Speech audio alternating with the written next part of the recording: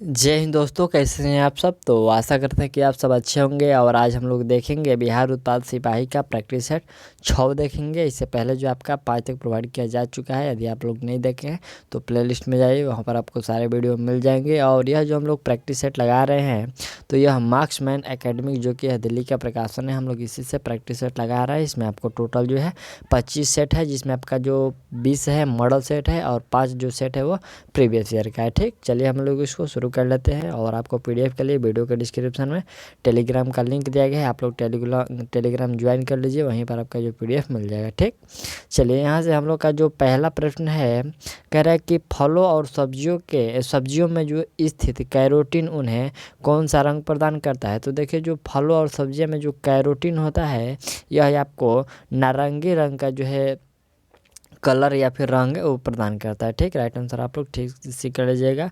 लाल भी होता है और नारंगी भी होता है, तो आप जैसे आपका ऑप्शन के हिसाब से लगा लीजिएगा। जैसे कि आपका कद्दू हो गया, आलू हो गया, गाजर हो गया, ये सब में आपका कैरोटीन होता है। ठीक, चलिए अगला प्रश्न है कि प्रकाश संश्लेषण वनस्पति कोशिका में स्थित डॉट डॉट में होता है। यह प्रकाश संश्लेषण जो होता है वनस्पति कोशिका में स्थित होता है, कहाँ पर। तो यह स्थित होता है आपको क्लोरोप्लास्ट में। ठीक, राइट आंसर आप लोग बी कर लीजिएगा। और साथ ही साथ अपने जो है कमेंट स्कोर कर दीजिएगा कि आपके कितना का स्कोर कर पा रहे हैं, क्योंकि आपका एग्जाम है, बहुत ही कम समय बचा है, लगभग आपको 8 से 9 दिन आपका समय बचा हुआ है। तो आप लोग कमेंट स्कोर कर दीजिएगा ताकि हम आपको पता लगा सके कि आप कितना आप सही कर पा रहे हैं और कैसा इसका जो लेवल है प्रश्न सेट का। चलिए तीसरा प्रश्न हम लोग का है कि गन्ना एक प्रकार की क्या है। तो गन्ना जो है एक प्रकार की है घास होता है। ठीक, ना तो ये पेड़ है, ना तो ये लता है, ना ही झाड़ी है, बल्कि ये जो गन्ना होता है एक प्रकार का घास होता है। ठीक, चलिए चुकंदर पौधे का भाग है, यहाँ पर है कि चुकंदर पौधे का कौन सा भाग होता है। तो ये भाग होता है मुख्य जड़ जो होता है वो चुकंदर होता है। ठीक, चलिए अगला प्रश्न है कि वनस्पति कोशिका भित्ति किसकी बनी होती है। तो वनस्पति कोशिका जो भित्ति होती है आपको सेलुलोज की बनी होती है। नेक्स्ट प्रश्न यहाँ से हम लोग का जो ये 6 नंबर प्रश्न है, तो आपका मैथ का है। आप लोग मैथ चाहे तो स्क्रीनशॉट ले लीजिएगा, मैं आपको मैथ का आंसर इसमें आपको लगाते चल रहा हूँ।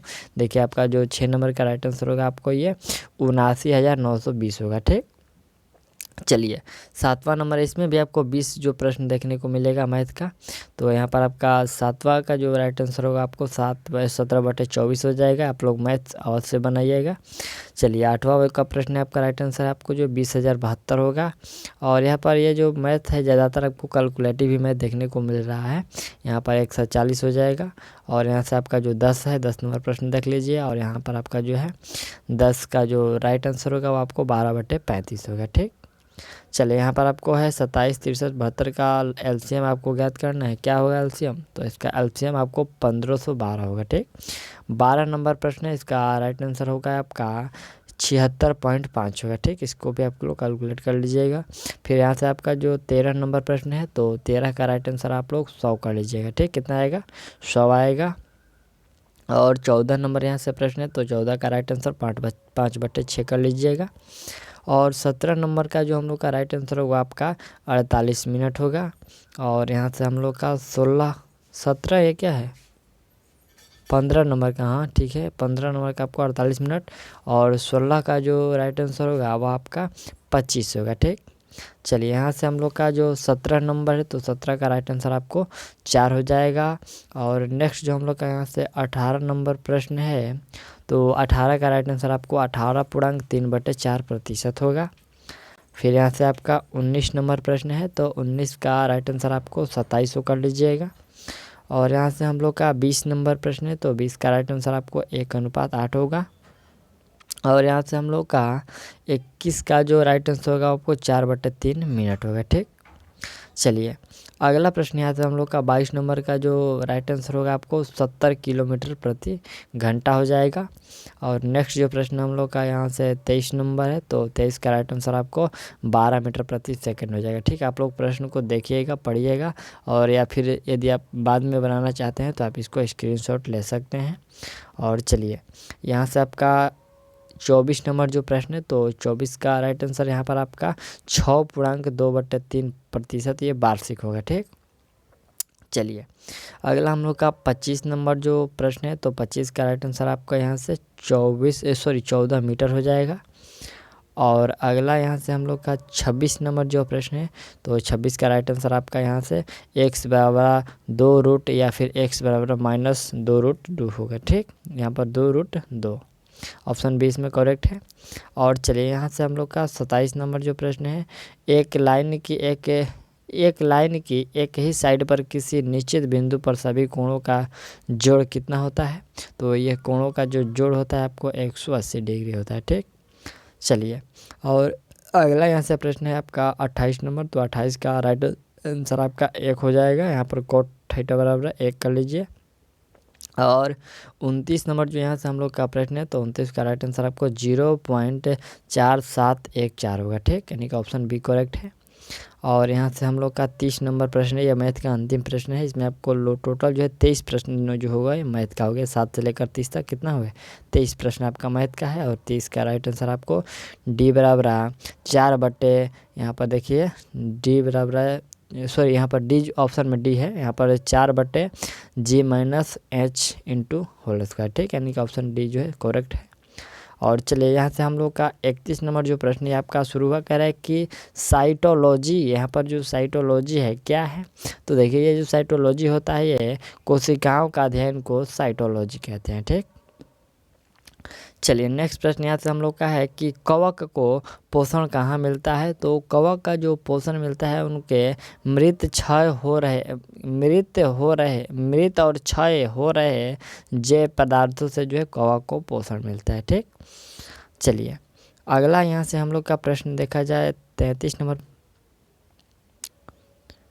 प्रश्न कह रहा है कि निम्नलिखित समूहों में से मनुष्य किससे संबंधित है। मनुष्य जो है किससे संबंधित है, होमोसेपियंस, राना टेरिना और फिलिस डेमोस्टिका और फिर यहाँ पर केनिस फेमिलारिस। तो यह जो मानव संबंधित है आपको होमोसेपियंस है, मानव प्रजाति को होमोसेपियंस कहते हैं, ये वैज्ञानिक नाम है। ठीक, चलिए अगला प्रश्न है कि निम्नलिखित में से कोशिका जी को सेल का पावर हाउस कहते हैं, किसको कहते हैं। तो पावर हाउस कहा जाता है आपको माइटोकॉन्ड्रिया को। अगला प्रश्न है कि रेफ्लेशिया एरेनोल्डी है, यहाँ पर रेफ्लेशिया एरेनोल्डी क्या है। तो यह है आपका एक सबसे बड़ा फूल है। ठीक, सबसे ये जो है बड़ा फूल है रेफ्लेशिया एरेनोल्डी। और नेक्स्ट जो प्रश्न हम लोग का है कि साइमन कमीशन के समय भारत का वायसराय कौन था। ठीक, यहाँ से आपसे प्रश्न पूछा गया कि जो साइमन कमीशन के समय भारत का वायसराय कौन था। तो देखिए साइमन कमीशन कब हुआ था, ये 1928 में। ठीक, और उस समय जो वायसराय रहे थे वो लॉर्ड इरविन रहे थे। ऑप्शन जो बी आपका राइट आंसर इरविन रहे थे। और इरविन का जो शासनकाल रहा था 1926 से लेकर, आपको याद रखना है, जो लॉर्ड इरविन का शासनकाल 1926 से लेकर 1931 तक उनका जो है रहा था। ठीक, चलिए अगला जो प्रश्न है कि अशोक ने किसके बाद बौद्ध धर्म अपनाया। तो अशोक जो थे वह कलिंग युद्ध के बाद जो है उन्होंने बौद्ध धर्म अपनाया। अगला प्रश्न हम लोग का है कि भारतीय अशांति का जनक किसे कहते हैं। ठीक, भारतीय अशांति का जनक कहा जाता है आपका बाल गंगाधर तिलक को। ठीक, चलिए अगला जो प्रश्न हम लोग का है कि निम्नलिखित महाजन पदों में से किसकी राजधानी चंपा थी। चंपा किसकी राजधानी थी, तो वह थी अंग का। ठीक, चलिए 40 नंबर जो प्रश्न है कि सिंधु घाटी सभ्यता के किस स्थल पर एक पंक्ति में 6 अन्न भंडार मिले हैं। यहाँ पर एक ही पंक्ति में 6 अन्न भंडार जो मिले हैं यहाँ पर किस स्थल से मिला हुआ है। तो ये आपको याद रखना है, ये हड़प्पा से मिला है। ठीक, चलिए अगला जो प्रश्न है कि ऋग्वेदीय नाम जो परुशनी किस नदी यानी कि आधुनिक नाम के तद्रूप है। तो ये जो परुशनी नाम है यह है आपका रावी नदी का जो नाम है। ठीक, चलिए अगला प्रश्न हम लोग का 42 नंबर है कि गुप्त वंश का अंतिम महान शासक कौन था। तो गुप्त वंश का अंतिम महान शासक स्कंदगुप्त था। राइट आंसर जो आपका बी है वो करेक्ट है। और अगला हम लोग का यहाँ से 43 नंबर जो प्रश्न है, प्रश्न हम लोग का कि गुरु नानक से संबंधित निम्नलिखित में से कौन सा वाक्य सही नहीं है। पहला है इसमें कि सिख धर्म के संस्थापक, दूसरा है कि एक निर्गुण भक्त संत थे और पुष्टि मार्गदर्शन को प्रतिपादित किया, और समाज सुधारक और पहले सिख गुरु। तो इसमें गलत जो कथन है कि सिख धर्म के संस्थापक वो नहीं थे। बाकी ये जो 3 स्टेटमेंट है उनके बारे में सही है। और देखिए जो गुरु नानक है उनका जन्म कब हुआ था, तो 15 अप्रैल 1469 में पाकिस्तान प्रांत के एक लरकाना जिले नामक स्थान पर हुआ था। ठीक, लरकाना नामक स्थान पर हुआ था। चलिए अगला यहाँ से हम लोग का प्रश्न है कि गुरु तेग बहादुर को मृत्यु दंड किसने दिया, तो मृत्यु दंड दिया गया था औरंगजेब के द्वारा। अगला प्रश्न है कि नील विद्रोह कहाँ हुआ था, तो नील विद्रोह जो है आपको बंगाल में हुआ था। ठीक, चलिए नेक्स्ट प्रश्न है कि ब्राह्मण समाज के संस्थापक कौन थे, तो ब्राह्मण समाज के संस्थापक राजा राम मोहन राय थे। आपको याद रखना है जो ब्राह्मण समाज के संस्थापक है वो राजा राम मोहन थे, और इन्होंने कब की थी, तो इसकी स्थापना जो है 20 अगस्त 1828 ईस्वी को किए थे। ठीक, चलिए अगला जो प्रश्न हम लोग का है कि प्रसिद्ध दंडी मार्च किस वर्ष हुआ था, तो जो प्रसिद्ध दंडी मार्च है ये आपको 1930 में हुआ था। ठीक, अगला प्रश्न हम लोग का है कि 540 ईस्वी पूर्व महावीर का जन्म किसके पास, यहाँ पर किसके पास के गांव में हुआ था, यानी कि किसके पास के गांव में हुआ था, तो उनका जो जन्म है यह हुआ था वैशाली के जो है पास ही में गांव। ठीक, महावीर जैन के जो प्रवर्तक थे वो 24वें तीर्थकार थे जैन धर्म के, और इनका जन्म वैशाली के कुंडल वन में, आपको याद होगा कुंडल वन में 540 ईस्वी में हुआ था। अगला प्रश्न है कि किसने कहा था कि सरफरोशी की तमन्ना अब हमारे दिल में है। ठीक, बहुत ही अच्छा स्टेटमेंट है कि सरफरोशी की जो तमन्ना है अब हमारे दिल में है। यह कथन है आपका राम प्रसाद बिस्मिल के द्वारा। ठीक, चलिए अगला प्रश्न है कि राष्ट्रीय संघर्ष के दौरान प्रसिद्ध समाचार पत्र केसरी के संस्थापक संपादक कौन थे। यहाँ पर देखिए केसरी के संस्थापक और संपादक जो थे कौन थे, तो संपादक और संस्थापक थे आपको लोक्यमान तिलक। आपको याद रखना है लोक्यमान तिलक का। अगला प्रश्न हम लोग का है कि निम्नलिखित में से सबसे बड़ा कौन सा है। इसमें सबसे बड़ा कौन सा है, ब्रह्मांड है, आकाशगंगा है, तारा है या फिर विश्व है, तो सबसे बड़ा हम लोग कह सकते हैं ब्रह्मांड को। ठीक, चलिए अगला प्रश्न है कि सौरमंडल के सभी सदस्यों की गति किससे, यहाँ पर किससे नियंत्रित होती है, तो यह जो नियंत्रित होती है आपको सूर्य के गुरुत्वाकर्षणीय बल से जो है गति नियंत्रित होती है। अगला प्रश्न देखा जाए, हम लोग का प्रश्न थोड़ा सा इधर कट रहा है। ठीक है, प्रश्न है कि जनसंख्या के विचार से भारतीय राज्यों में बिहार का कौन सा स्थान है, तो जनसंख्या के आधार पर हम लोग बात करें बिहार को, तो हमारा बिहार 3रे नंबर पर है। ठीक, चलिए अगला जो हम लोग का अगला यहाँ से हम लोग का 54 नंबर जो प्रश्न है, प्रश्न है कि ऊंचाई के संदर्भ में निम्न में से 4 पर्वत चोटियों में सबसे छोटा कौन सा, यानी कि यहाँ पर 4 पर्वत चोटियों में सबसे छोटी की बात करने, यानी कि 4थे नंबर पर आपको कौन सा होगा, तो देखिए सबसे छोटा इसमें आपका नंदा देवी पर्वत है। ठीक, चलिए अगला प्रश्न हम लोग का है कि रेलवे का कटिहार डिवीज़न यहाँ पर किसके क्षेत्राधिकार में आता है, तो यह जो आता है आपका उत्तर पूर्वी फ्रंटियर रेलवे के अंतर्गत ये आता है। अगला प्रश्न है कि लक्षद्वीप की राजधानी कहाँ है, तो लक्षद्वीप की राजधानी करावती है। ठीक, अगला प्रश्न हम लोग का है कि काजीरंगा राष्ट्रीय उद्यान कहाँ स्थित है, तो काजीरंगा जो राष्ट्रीय उद्यान है यह आपको स्थित है असम में। ठीक, चलिए अगला प्रश्न है कि निम्नलिखित में से कौन कंप्यूटर के मस्तिष्क के रूप में कार्य करता है, तो कंप्यूटर के मस्तिष्क के रूप में कार्य करता है आपका जो CPU है। ठीक, चलिए अगला जो प्रश्न है कि निम्नलिखित में से कौन सी कंप्यूटर की ऑपरेटिंग पद्धति नहीं है। ठीक है, जैसे कि यहाँ पर यूनिक्स है, MS-DOS है और वायु है, और फिर यहाँ पर विंडो है, तो कौन सा नहीं होगा, इसमें आपका जो वायु है ये नहीं होता है। ठीक, ये जो ऑपरेटिंग सिस्टम की पद्धति नहीं है, ये होता है वीडियो ऑडियो इंटीग्रेटेड ऑपरेशन होता है। ठीक, इसका जो फुल फॉर्म होता है कि वीडियो ऑडियो इंटीग्रेटेड ऑपरेशन। ठीक, चलिए अगला हम लोग का 60 नंबर जो प्रश्न है कि प्रक्रिया जिस द्वारा एक पदार्थ वाष्प स्थिति से द्रव स्थिति में परिवर्तित होता है को कहते हैं, क्या कहते हैं, तो उस प्रक्रिया को संघनन कहते हैं। ठीक, चलिए अगला प्रश्न है कि वायु शून्य स्थान में प्रकाश की गति है। वायु शून्य स्थान में प्रकाश की गति क्या है? वह है आपका 3 × 10⁸ मीटर प्रति सेकेंड, यानी कि ऑप्शन जो है बी आपका इसमें करेक्ट है।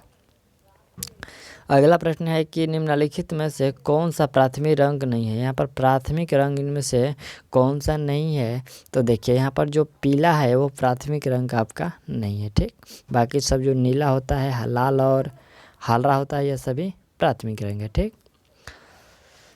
चलिए अगला यहाँ से हम लोग का प्रश्न है कि वेग में परिवर्तन बटा समय को कहते हैं, ठीक। प्रश्न है कि वेग में परिवर्तन बटा समय को कहते हैं, तो उसको कहते हैं गतिवर्धन कहते हैं। क्या कहते हैं उसे? गतिवर्धन। अगला प्रश्न है कि शुद्ध पानी का पीएच मान क्या होता है? तो शुद्ध का यहाँ पर जो 7 होता है। सीने बार किसका अयस्क है? तो सीने बार जो अयस्क होता है ये पारा का। चलिए अगला हम लोग का 66 नंबर जो प्रश्न है, यह प्रश्न देखिए कह रहा है कि निम्नलिखित किस संविधान संशोधन अधिनियम द्वारा मतदान करने की आयु 21 वर्ष से घटाकर 18 वर्ष की गई? तो देखिए यहाँ पर जो यह संविधान किया गया था 61वें संविधान संशोधन के अंतर्गत जो 21 वर्ष से घटाकर आपको 18 वर्ष कर दिया गया था। अगला प्रश्न है कि भारत में प्रशासन का जो औपचारिक प्रधान कौन होता है? औपचारिक प्रधान, तो औपचारिक प्रधान जो होता है वो आपको राष्ट्रपति होता है, ठीक। चलिए अगला प्रश्न है कि राज्यसभा के कितने सदस्य राष्ट्रपति द्वारा मनोनीत किए जा सकते हैं? तो यह जो मनोनीत किए जा सकते हैं आपको 12 सदस्य राष्ट्रपति के द्वारा मनोनीत किए जा सकते हैं। अगला प्रश्न है कि लोकसभा की अध्यक्षता कौन करता है? तो लोकसभा की जो अध्यक्षता है वो अध्यक्ष करते हैं। और कौन करेगा? अगला प्रश्न है कि निम्नलिखित में से किसे भारत के संविधान के खाके ब्लूप्रिंट, यहाँ पर है के खाके ब्लूप्रिंट के रूप में माना जाता है? तो यह माना जाता है आपका भारत सरकार अधिनियम 1935 को, ठीक। यहाँ पर ब्लूप्रिंट के नाम से माना जाता है। अगला प्रश्न है कि सत्य शोधक समाज की स्थापना ज्योतिबा राव फुले, यहाँ पर ज्योतिबा जो फुले ने कब की थी? तो आपको याद रखना है सत्य शोधक समाज की जो स्थापना है 1873 ईस्वी में किया गया था। अगला प्रश्न है कि एंडी मरे किस देश से संबंधित हैं? तो एंडी मरे जो है ये इंग्लैंड से संबंधित है। चलिए अगला प्रश्न है कि जोनल रेलवे का नेतृत्व कौन करता है? तो जोनल रेलवे का जो नेतृत्व है वो महाप्रबंधक करता है, ठीक। राइट आंसर आपका सी हो जाएगा। और अगला जो प्रश्न है कि शेरशाह सूरी का मकबरा कहाँ है? तो शेरशाह सूरी का मकबरा आपको याद है सासाराम में होगा, ठीक। चलिए अगला प्रश्न हम लोग का है कि निम्नलिखित में से कौन सा डिवीज़न पूर्व मध्य रेलवे के क्षेत्राधिकार में नहीं है? कौन सा डिवीज़न जो है पूर्व मध्य रेलवे के क्षेत्राधिकार में नहीं है? तो आपका जो है आसनसोल ये जो आपका है यह पूर्व मध्य रेलवे के क्षेत्र में नहीं आता है, ठीक। बाकी सब धनबाद, मुगलसराय और ये समस्तीपुर आता है। अगला प्रश्न देखा जाए कि निम्नलिखित भौतिक मात्राओं में से कौन सी एक अदिश राशि है? इसमें से कौन सी जो है एक अदिश राशि है? तो आपका राइट आंसर होगा जो यंग का मापन है एक ये अदिश राशि है, ठीक। चलिए अगला प्रश्न हम लोग का 77 नंबर है कि एक प्रक्षेप्य गति में प्राप्त की गई क्षैतिज सीमा एक समान होती है चाहे वस्तु को थीटा या ... पर प्रेषित किया जाए। यहाँ पर देखिए किस पर प्रेषित किया जाए? तो आपका यहाँ से जो राइट आंसर होगा ये 77 का थीटा या फिर इसको 90 अंश ऋण की थीटा पर प्रक्षेपित किया जाए जो, तो यहाँ से 90 डिग्री थीटा यहाँ से आपका जो ऑप्शन है डी होगा, करेक्ट होगा, ठीक। चलिए अगला प्रश्न हम लोग का है कि आवेग किसके तुल्य होता है? ये जो आवेग होता है ये किसके तुल्य होता है? तो संवेग में परिवर्तन के तुल्य होता है, ठीक। चलिए अगला यहाँ से हम लोग का 79 नंबर है कि प्रकाश ... में सबसे तेज गति से यात्रा करता है। तो देखिए जो प्रकाश होता है सबसे तेज गति से आपको निर्वात में यात्रा करता है, ठीक। चलिए अगला यहाँ से हम लोग का प्रश्न जो 80 नंबर है कह रहा है कि प्रक्षेप्य गति में कुल उड़ान समय ... होता है। यहाँ पर देखिए प्रक्षेप्य गति में जो कुल उड़ान जो समय होता है यह है आपका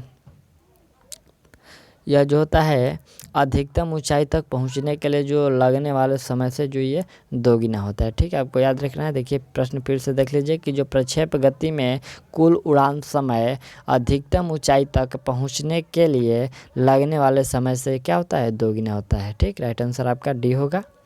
चलिए, और 81 नंबर जो हम लोग का ये प्रश्न है, कह रहा है कि पहला रिक्त स्थान है। कह रहे हैं, देखिए आपका ये हिंदी का प्रश्न है। ठीक, यहाँ से 81 से जो नंबर स्टार्ट होता है, तो ये 81 से लेकर 90 तक ये हिंदी का प्रश्न है। कह रहे हैं कि यह पंक्ति यमक अलंकार का भेद नहीं है, यानी कि कौन सी पंक्ति यमक अलंकार का भेद नहीं है, तो सूरज है यहाँ पर जग का बुझा बुझा, सूरज है जग का बुझा बुझा, ये आपका जो यमक अलंकार नहीं का भेद नहीं है। ठीक, यानी कि ऑप्शन ए जो है सही है। ठीक, चलिए अगला प्रश्न हम लोग का ये कह रहा है कि पारा ना उतरना, इस मुहावरे का उचित अर्थ क्या होना। ठीक, प्रश्न है कि पारा ना उतरना, तो इसका अर्थ होगा कि अशांत होना। ठीक, पारा ना उतरना यानी कि अशांत होना। ठीक, और अगला प्रश्न हम लोग का है कि हिंदी वर्णमाला में स्वरों की संख्या डॉट डॉट डॉट है, रिक्त स्थान की पूर्ति करें। यहाँ पर देखिए स्वर वर्ण में जो स्वरों की संख्या होती है कितना होती है, 11 या फिर 13। बहुत से बच्चे कंफ्यूज रहते हैं, तो ये आपको 11 होता है, स्वरों की संख्या 11 कर लीजिएगा। ठीक, ये अ को कहा जा रहा है। अगला प्रश्न हम लोग का है कि समभाष से आशय है, समभाष से क्या आशय है, तो इसे मिलकर बोलना, क्या है सर, मिलकर बोलना, इसको समभाष से आशय है। अगला प्रश्न हम लोग का है कि मानक वर्तनी के आधार पर शुद्ध शब्द पहचानना है। आपको मानक वर्तनी के आधार पर शुद्ध शब्द पहचानना है, तो इसमें आपका मृत्युदंड जो है कौन सा, इन चारों में कौन सा मृत्युदंड सही लिखा गया है, तो आपका जो ऑप्शन डी वाला मृत्युदंड है ये आपका बिल्कुल सही है। ठीक, चलिए अगला प्रश्न यहाँ से हम लोग का 86 नंबर है। कह रहा है कि यहाँ पर एक दर्शाना करे कि यह पंक्ति अनुप्रास अलंकार का उदाहरण है। कौन सा जो पंक्ति है अनुप्रास अलंकार का उदाहरण है, तो इसमें देखिए तरनी तनुजा तट तमल तरुवर बहु छाय, ये जो ऑप्शन डी वाला है यह आपका अनुप्रास अलंकार का उदाहरण है। ठीक, चलिए अगला हम लोग का 87 नंबर है कि ओह डॉट डॉट बहुत कठिन समय आया है। ठीक, यहाँ पर ओह बहुत कठिन समय आया है, यहाँ पर कौन से चिन्ह का प्रयोग होगा, इसमें आपको कौन से विराम चिन्ह का जो है प्रयोग होगा ओह के बाद, तो ओह के बाद जो आपका प्रयोग होगा ये ऑप्शन ए वाला जो चिन्ह आप देख रहे हैं ये वाला, यही चिन्ह आपका प्रयोग होगा। ठीक, चलिए अगला प्रश्न है कि इनमें से कौन सा शब्द सरस्वती शब्द का समानार्थी नहीं है। ठीक, सरस्वती शब्द का जो सुधा है ये समानार्थी नहीं है।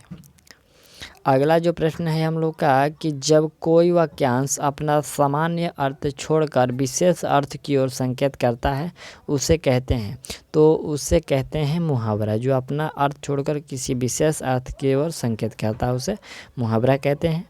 और नेक्स्ट जो प्रश्न हम लोग का ये 90 नंबर है, जो कि ये हिंदी का अंतिम प्रश्न है। करें कि वर्ण उसके बाद है शब्द, तो डॉट डॉट वाक्यांश, फिर यहाँ से आपको रिक्त स्थान, तो स्थानों की उचित विकल्प दी जाए। देखिए यहाँ से आपका जो उचित विकल्प में करेंगे तो सबसे पहले वर्ण होगा, उसके बाद शब्द होगा, और जो शब्द के बाद जो क्या होगा, शब्द के बाद आपका पद आएगा, और पद के बाद वाक्य आएगा, और वाक्य के बाद क्या होगा, वाक्यांश होगा। ठीक, तो आपका जो बी वाला ऑप्शन है इसमें आपका करेक्ट है। ठीक, चलिए अगला यहाँ से आपका जो 91 नंबर प्रश्न है, तो ये आपका अंग्रेजी का प्रश्न है। आपको ये PDF दे दिया जाएगा, आप लोग सॉल्व कर लीजिएगा, और ये आप लोग देख लीजिए चाहे तो अंग्रेजी के प्रश्न को देखिए यहाँ से, और यहाँ से आया आपका, और अभी मैं इसका आंसर भी आपको दिखा दे रहा हूँ, देख लीजिए आपका ये आंसर है। ठीक, तो ये हम लोग का जो प्रैक्टिस सेट था वो प्रैक्टिस सेट 6 था, और जो आपका सेट 7 है मैं जल्दी प्रोवाइड करने की कोशिश करूँगा। तो मिलते हैं अगले वीडियो में, और अपना जो है कमेंट में स्कोर बता दीजिए कि आप कितना सही कर पा रहे हैं। ठीक।